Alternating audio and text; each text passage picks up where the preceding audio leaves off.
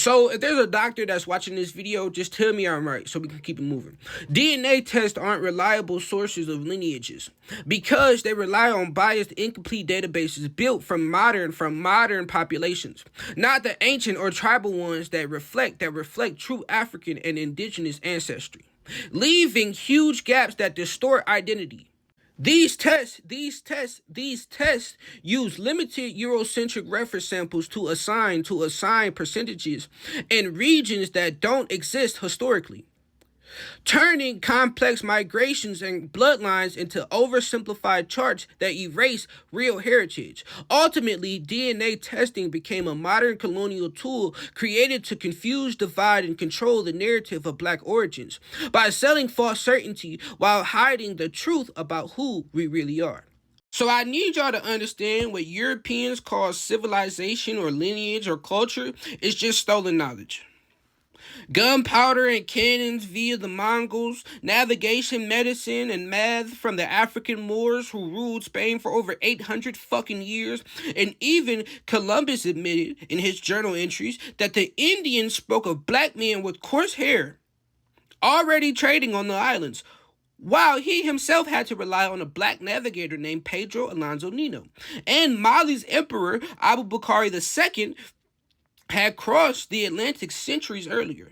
Black indigenous civilizations like the Olmecs, Mayans, and the Aztecs, alongside tribes such as Taino, Natchez, the Garifuna, carried African lineage, while many, like the Chumash, Tongva, Miwa, Kumeyaay, Ushi Creek, and Black Seminoles were dissolved or reclassified out of existence through paper genocide. From 1930 all the way through the 1970s. Today, the erasure continues through ancestry and DNA testing companies' corporate fronts tied to Big Pharma and Rothschild's-backed interests that recycle racist eugenics, misclassify black lineages, harvest genetic data, and sell back false heritage results, proving nothing built on colonial science or controlled by financial elites should ever be trusted as truth for black and brown people, which is 93% of the fucking world. So, I have a theory that when black people see European on their ancestry results, it's not always from slavery or colonial assault. Basically, white people raping your ancestors and their way into your bloodline. White people aren't even fertile, as we know. I think it's from the black Europeans, that's right, the black Europeans who lived there long before. Europe has never been an entirely white continent for thousands of years. African and Afro-descended peoples like the Iberians, the Tartessians, the Numidians, the Ethiopians, the Silures, the Dubgales, and especially everyone knows the Moors, who ruled, traded, and intermarried across the continent, leaving cultural and genetic legacies still present to this day. But as Europe moved into the age of conquest, the Reconquista of 711 through 1492, Spain's Limpieza de Sangre laws in the 1500s and later purges in southern Europe erased or assimilated those populations in the name of racial purity. Basically, they just murdered everybody. Just like they did in Asia, just like they did in Australia, just like they did in the Americas. Shit, if Antarctica had people, they would have did it there too. So, by the modern era, colonial propaganda and racial pseudoscience have rewritten Europe's past to appear purely white, concealing the deep African roots that helped shape its civilization from the very, very, very beginning.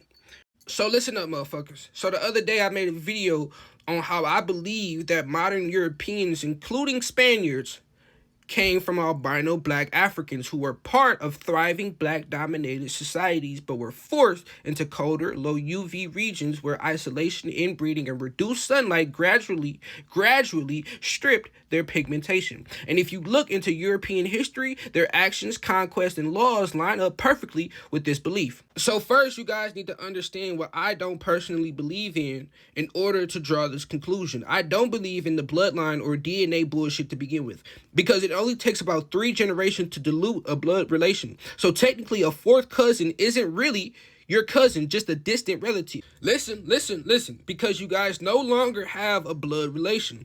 Also, why I think DNA tests are a scam, because if you're going off a blood relation, your connection is erased after 3 generations. And I also don't buy into the whole Neanderthal or Denisovans story, which was pushed to erase the truth of real human history.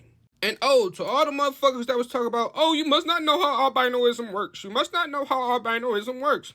If two people with the same albinism reproduce, they make a white baby. Look, listen, I didn't make the fucking rules.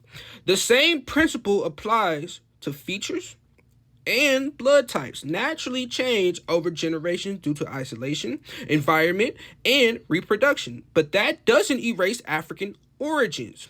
This also ties into my Taino and Haitian people point, where some think different blood types mean they don't come from fucking Africa.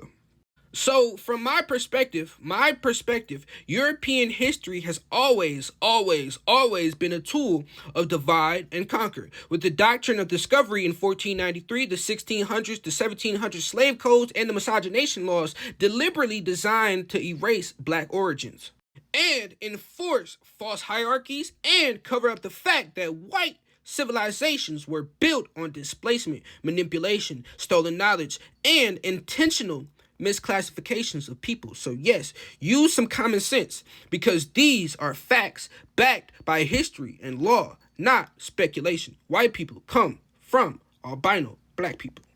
So I always see people say, oh, black people commit most of the violent crimes. And my question always is, no, we don't. Because what the fuck are we considering violent crimes? Now let's get into these percentages per the FBI and the DOJ. So you can't say, oh, what's the source? Nigga, the source, motherfucker. Now, America seems to have this, obsession with black crime, even though it's complete propaganda. Black people make up 13 to 15% of the population, yet less than 3% are ever convicted of violent crimes, and under 0.5% of the total U.S. population, while most crime across all races is interracial, right? Over 80% of both black and white victims are harmed by offenders of their own race. But only black on black crime is sensationalized. So when white people start to act scared when they see black people, they should act the same way when they see other white people, right? Meanwhile, nigga, listen. Despite being just 28% of the U.S. population, the FBI and the DOJ data show white men commit the majority of the nation's worst violent crimes. 55% of kidnapping, 56% of rapes, 58% of mass shootings. They are also 59% of the child pornography arrests, 62% of the statutory rapes. They are also over 63% of prostitution solicitations, over 68% of the National Firearms Act violations, and over 75% of the incest prosecutions. Yet, their criminality is rarely racialized. The real roots of violence in black communities are white-made systems, and I don't give a fuck how it make you feel. These are the white-made systems. Black codes, Jim Crow, redlining, sundown towns, FHA, and the GI Bill exclusions, COINTELPRO, the war on drugs, the crack and powder disparity, mass incarceration, and deliberate disinvestments. So the next time you see a stupid motherfucker saying some shit like, oh, black people are always trying to be a victim, or even you about to fix your lips to say some stupid ass shit like that, remember, those things I just listed ended fairly recently. So the facts are, history says we're not trying to be the victim, we are. And blaming black people for crime is like kidnapping someone, forcing them into a fight for survival, and then labeling them Adolf Hitler when they defend themselves, because crime is not a reflection of blackness, but of America's engineered oppression. Catch you later, it's your boy. So the other day, right, I said white powers dug so many holes around the world that they end up falling into them, right? And tipping was my example, and it was a damn good example, might I add. But an even sharper one has become a problem around the world. Immigration. The truth is, the African immigration problem isn't random. It is the direct result of centuries of policies where Europe, Japan, and others stripped Africa bare, built wealth, and left nothing but instability. At the Berlin Conference of 1884 and 1885, European nations literally drew lines on a map to split Africa for profit.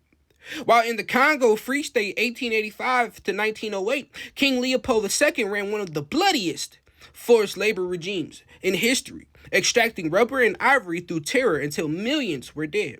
To Francis Cole in 1887 all the way through 1946 that legalized forced labor, curfews, and collective punishment across his colonies. And Britain's Crown Lands Ordinances in 1915 onward in Kenya stole land for settlers, while later emergency laws during the Mau Mau uprising filled detention camps with Africans fighting for survival. Even after independence, poverty was cemented through IMF structural adjustment programs and exploitative loans that kept African nations in cycles of debt and resource export. Now, when those Africans migrate to survive the very crises created by those very fucking systems, countries like Britain, Japan passed laws like the Commonwealth Immigrants Act in 1962, or Japan blocks asylum seekers blaming migrants for poverty and crime, when in reality their wealth was built on those people's stolen land and labor. The so-called immigration problem is just colonizers tripping over the holes they dug. So since everybody in my comments like to act like they don't know why black on black crime is so heavy inside of America, like they can't just read a fucking book or do any basic history, right? I'm going to be telling you why the system isn't broken. It's working exactly how the plan was made. You understand? Now listen. Black people aren't uniquely violent towards one another. Violence is everywhere in the United States, following the lines of who lives near who.